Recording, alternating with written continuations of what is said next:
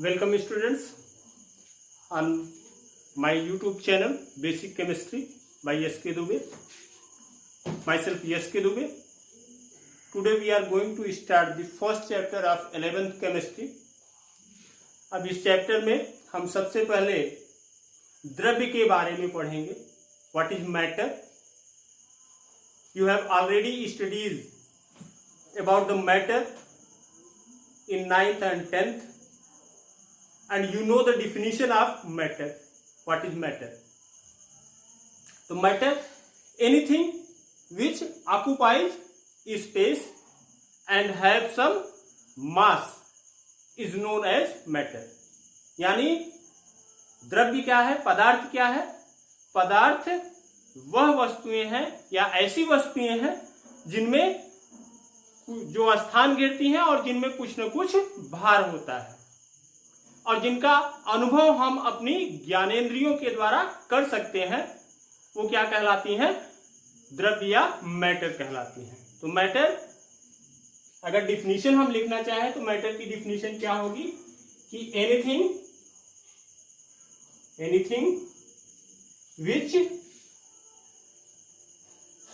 Occupies space and have some mass is called as matter.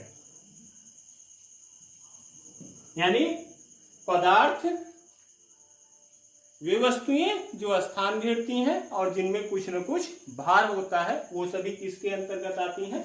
Matter के अंतर्गत आती हैं. ठीक है. अब मैटर में कौन कौन सी चीजें आएंगी, तो शुरुआत करते हैं कुछ एग्जांपल्स के साथ. जैसे टेबल है, चेयर है, ठीक है, गोल्ड है, आयरन है, ये सभी वस्तुएं किसमें आएंगी? मैटर में आएंगी. ठीक है. तो अगर ये सभी वस्तुएं मैटर में आ रही हैं, एयर है, अब एयर हमको दिखाई नहीं पड़ता है, we can not see air, लेकिन एयर का अनुभव हम कर सकते हैं. एयर स्थान घेरता है, ऑक्युपाइज स्पेस. अगर एग्जाम्पल के तौर पर देखें तो बलून आपको पता होगा. तो बलून में जब हम हवा भरते हैं तो बलून क्या होता है? वो फूल जाता है. तो फूल जाता है, इसका मतलब बलून के भीतर का जो स्पेस है वो किसके द्वारा भरा गया? उस हवा के द्वारा भरा गया जो हमने बाहर से बलून में डाला हुआ है. ठीक है. तो इसका मतलब क्या हुआ कि हवा स्थान घेर रही. ठीक है. तो इसलिए वह किसके अंतर्गत आएगा? मैटर के अंतर्गत आएगा. ठीक है. लेकिन नॉन मैटर्स क्या है, यानी वो कौन से पदार्थ हैं, वो कौन सी वस्तुएं हैं जिनको हम नॉन मैटर की श्रेणी में रखेंगे, जिनको हम कहेंगे कि ये द्रव्य नहीं है. तो वो कौन से पदार्थ हैं या कौन सी ऐसी वस्तुएं हैं इस नेचर में? ठीक है. पदार्थ तो नहीं कर सकते उनको क्योंकि वो नॉन मैटर है ही है. ठीक है. तो अब उसमें आता है जैसे आपका लाइट है. नॉन मैटर में आपका क्या आ जाएगा? लाइट. लाइट क्यों आएगा? अब आप कहेंगे कि लाइट तो स्पेस ऑक्युपाई करता है. हाँ, ठीक है. अगर आप बल्ब जलाएंगे, बल्ब जलाने पर क्या होगा? कमरे में प्रकाश भर जाएगा. लेकिन लाइट में मास नहीं होता है. लाइट में क्या होता है? मास नहीं होता है. लाइट क्या होती है? Light is a energy. ये क्या होती है? एक प्रकार की ऊर्जा होती है. ठीक है. तो इसको हम मैटर की श्रेणी में नहीं रख सकते हैं. ठीक है. इसके बाद आते हैं कुछ आपके जो इमोशंस होते हैं, उसको भी आप नहीं रख सकते हैं, वो मैटर के अंतर्गत नहीं आएगा. ठीक है.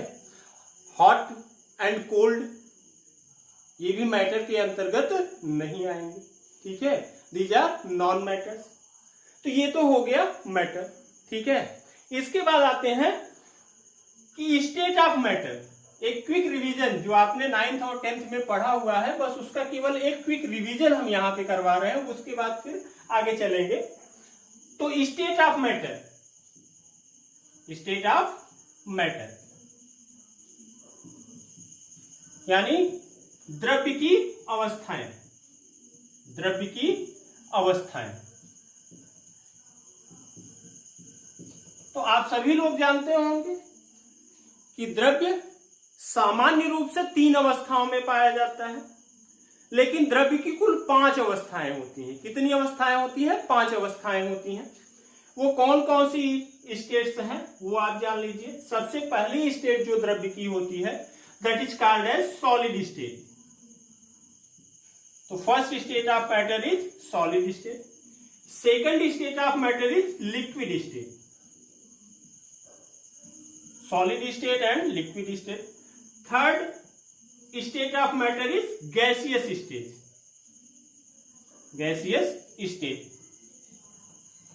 तो ये 3 अवस्थाएं, सॉलिड स्टेट, लिक्विड स्टेट और गैसियस स्टेट, ये तीनों अवस्थाएं सामान्य रूप से हमको नेचर में देखने को मिलती हैं। पदार्थ, सॉलिड पदार्थ भी हमको देखने को मिलते हैं, लिक्विड पदार्थ भी हमको देखने को मिलते हैं और गैसियस सब्सटेंसेस भी हमको देखने को मिलते हैं सामान्यतः, जनरल में। लेकिन पदार्थ की इसके अलावा 2 और अवस्थाएं हैं। वो 2 और अवस्थाएं कौन सी हैं? तो चौथी स्टेज जो होती है वो होती है प्लाज्मा स्टेज।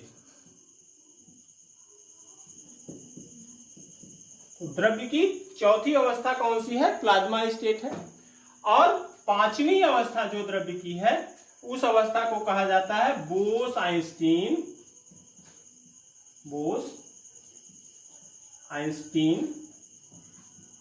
कंडेंसेट।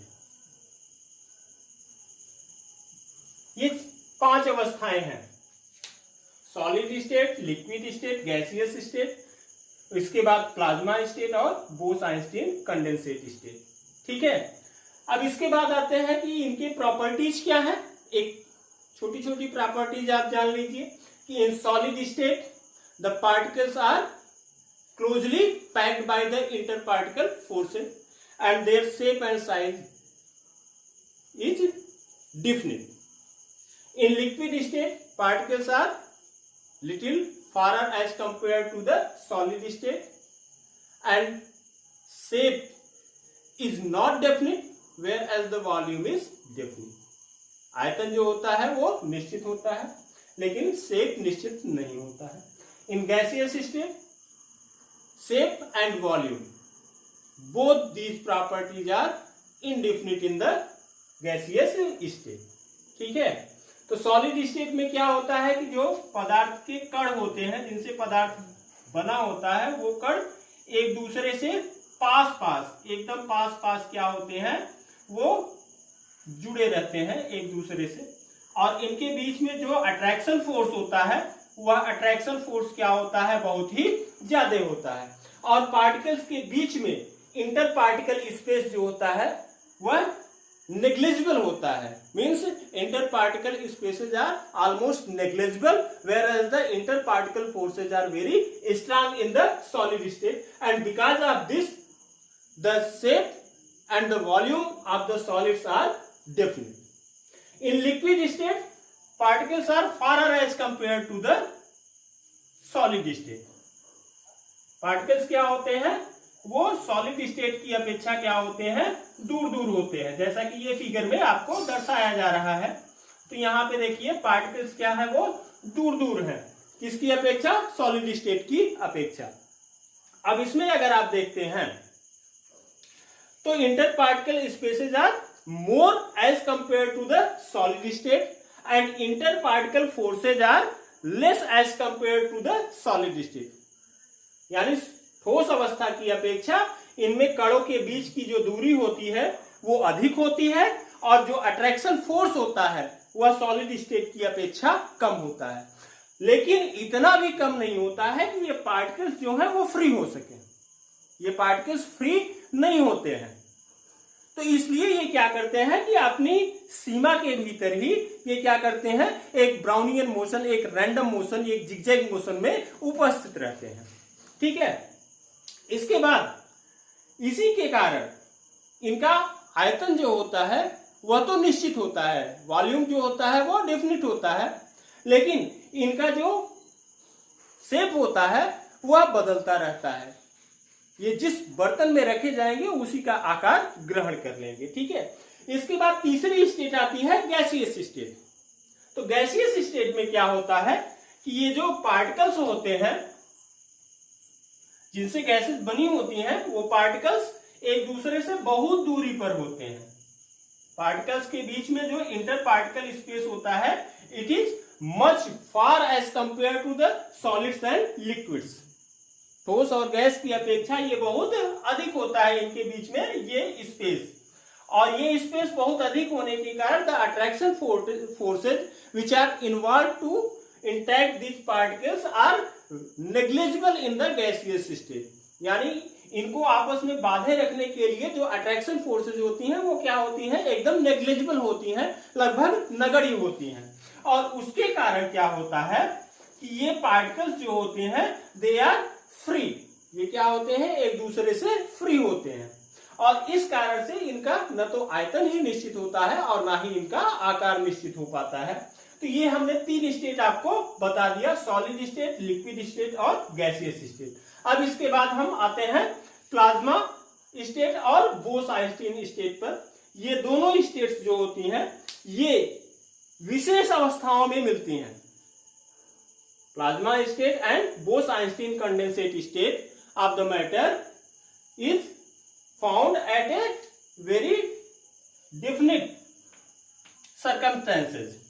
तो अब इसके बारे में देख लेते हैं। सबसे पहले हम देखते हैं क्या प्लाज्मा स्टेट के बारे में। प्लाज्मा स्टेट के बारे में जब देखेंगे तो उसके बारे में देखते हैं। सबसे पहले the fourth state of matter is plasma state. Matter की चौथी अवस्था कौन सी है, प्लाज्मा स्टेट है। तो plasma state of the matter is obtained at very very high temperature, यानी बहुत ही उच्च तापमान पर ये अवस्था प्राप्त होती है। And in plasma state the gaseous atoms gets ionized. तो यहां पर जो गैसियस एटम होते हैं सब्सटेंस के, वो क्या होते हैं, पार्शियली आयनाइज हो जाते हैं या फुल्ली आयनाइज हो जाते हैं। आंशिक रूप से या पूर्ण रूप से क्या होते हैं, आयंस में बदल जाते हैं। And because of that the plasma state is very good conductor of electricity. ये विद्युत की क्या होती है, सुचालक होती है। Plasma state word first described bye sir William crooks. किसके द्वारा सबसे पहले ये दी गई थी, सर विलियम क्रुक्स के द्वारा इस अवस्था के बारे में बताया गया था। उन्होंने इसको एक क्रुक्स ट्यूब जो उन्हीं के नाम पर रखी गई थी, उसमें उन्होंने इस अवस्था को सबसे पहले अध्ययन किया था, और इस अवस्था का नाम उन्होंने दिया था रेडिएंट मैटर। क्या कहा था इसको, रेडिएंट मैटर कहा था। इसके बाद जे थॉमसन थे, जे थॉमसन ने इसके बारे में डिस्क्रिप्शन दिया। ठीक है, सर विलियम क्रुक्स ने प्लाज्मा स्टेट, जिसको उन्होंने क्या कहा था, रेडिएंट मैटर कहा था, इसकी खोज उन्होंने किया था 1879 में। उन्होंने ये डिस्क्रिप्शन कब दिया था, 1879 में विलियम क्रुक्स ने क्रुक्स ट्यूब में प्लाज्मा स्टेट को प्राप्त किया और उसका नाम क्या रखा था, रेडिएंट मैटर रखा था।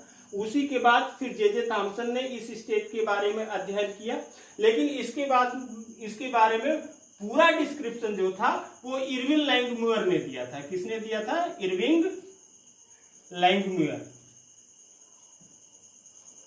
ये एक साइंटिस्ट थे। इन साइंटिस्ट ने 1928 में इस स्टेट के बारे में डिटेल्ड में बताया, और जो radiant matter sir William crooks के द्वारा कहा गया था, उसके स्थान पर उन्होंने एक वर्ड यूज किया, प्लाज्मा। ठीक है, और उसके बाद इस अवस्था को फिर प्लाज्मा स्टेट के नाम से जाना जाने लगा। ठीक है, नियॉन ट्यूब होती है, फ्लोरोसेंट बल्ब जो होते हैं उनमें ये अवस्था पाई जाती है। इसके अलावा जो सूर्य है, तारे हैं, उनमें टेम्परेचर बहुत अधिक होता है। उस टेम्परेचर अधिक होने के कारण जो एटम्स होते हैं वो गैसियस अवस्था में होते हैं, और गैसियस अवस्था में भी वो क्या होते हैं, आयनाइज्ड स्टेट में होते हैं, और इसके कारण वो क्या फॉर्म करते हैं, प्लाज्मा स्टेट फॉर्म करते हैं। तो plasma state is found at very high temperature. Normally generally हमने बताया कि केवल 3 अवस्थाएं ही पाई जाती हैं। वो 3 अवस्थाएं कौन कौन सी, ठोस, द्रव और गैस। लेकिन बाकी जो 2 अवस्था हमने बताया, प्लाज्मा और बोस-आइंस्टीन कंडेंसेट, उसमें प्लाज्मा अवस्था जो होती है वो बहुत हाई टेम्परेचर पर पाई जाती है। ठीक है, इसके बाद अगली अवस्था पर चलते हैं। वो अगली अवस्था है बोस-आइंस्टीन कंडेंसेट अवस्था। इसके बाद अगली अवस्था जो 5वीं अवस्था है द्रव्य की, वो द्रव्य की 5वीं अवस्था को क्या कहा जाता है, बोस-आइंस्टीन कंडेंसेट। क्या कहा जाता है, Bose-Einstein condensate.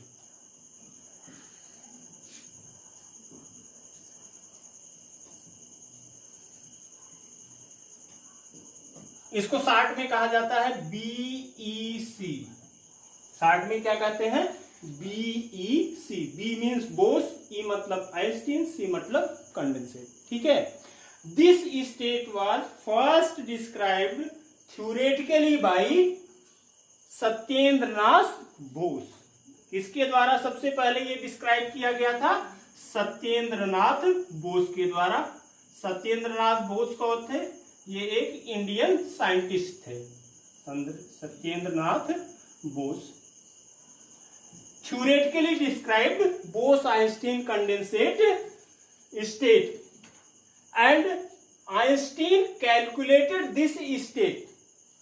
That's why this state is named on behalf of Satyendranath Bose and Einstein as Bose Einstein condensate. यानी सबसे पहले सैद्धांतिक रूप से इस अवस्था के बारे में किसने बताया था, सत्येंद्रनाथ बोस ने बताया था। सत्येंद्रनाथ बोस कौन थे, ये एक भारतीय वैज्ञानिक थे, और इसकी गणना, इस अवस्था की गणना आइंस्टीन ने किया था। इसलिए इस अवस्था को बोस-आइंस्टीन कंडेंसेट अवस्था के नाम से जाना जाता है। अब ये अवस्था प्राप्त कैसे होती है, कब प्राप्त होती है, तो प्लाज्मा स्टेट में हमने बताया कि प्लाज्मा स्टेट जो होती है वह बहुत हाई टेम्परेचर पर प्राप्त होती है, और ये बोस-आइंस्टीन कंडेंसेट अवस्था जो है वो वेरी वेरी लो टेम्परेचर, बहुत ही कम तापमान पर ये अवस्था प्राप्त होती है। इसके अलावा जिस मैटर गैस को हम लेते हैं ये अवस्था में बदलने के लिए, उस गैसियस मैटर की जो डेंसिटी होती है वो भी बहुत ही लो होती है। बहुत लो डेंसिटी की गैस हम लेते हैं। ठीक है, अब इसमें और अधिक अध्ययन 3 वैज्ञानिकों ने किया था। वो 3 वैज्ञानिक कौन थे, एक वैज्ञानिक थे इरिक ए कॉर्नेल। किसने किया था, इरिक ए कॉर्नेल, एक वैज्ञानिक ये थे। दूसरे वैज्ञानिक थे कार्ल ई वेमन।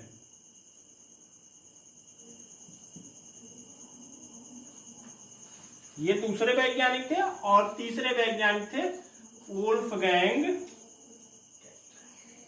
केटरेल।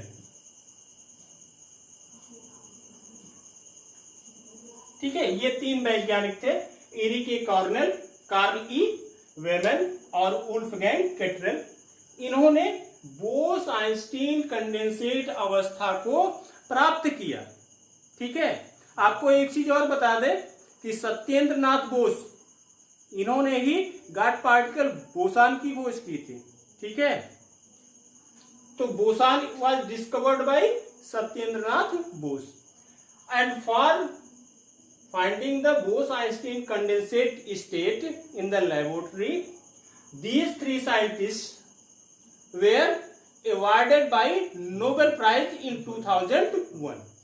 2001 में इन तीनों वैज्ञानिकों को क्या दिया गया, नोबेल प्राइज दिया गया। ठीक है, आप लोग जानते ही हैं कि नोबेल प्राइज जो होता है वह 6 क्षेत्रों में दिया जाता है, जिसमें विज्ञान भी एक क्षेत्र होता है। उस विज्ञान के क्षेत्र में इनको ये नोबेल प्राइज दिया गया था। ठीक है, और यह सबसे बड़ा सम्मान होता है किसी भी साइंटिस्ट के लिए।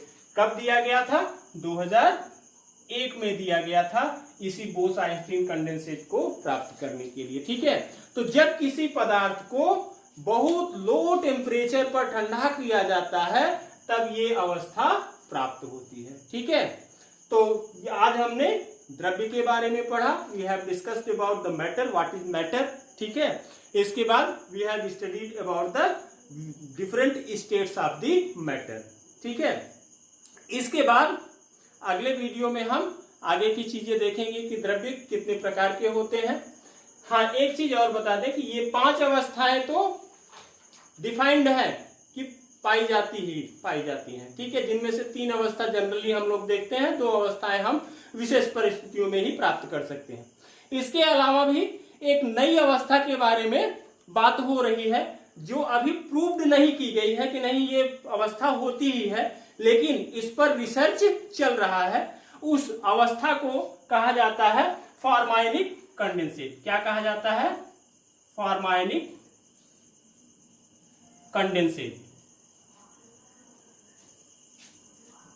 ठीक है, तो फॉर्मायनिक कंडेंसेट स्टेट।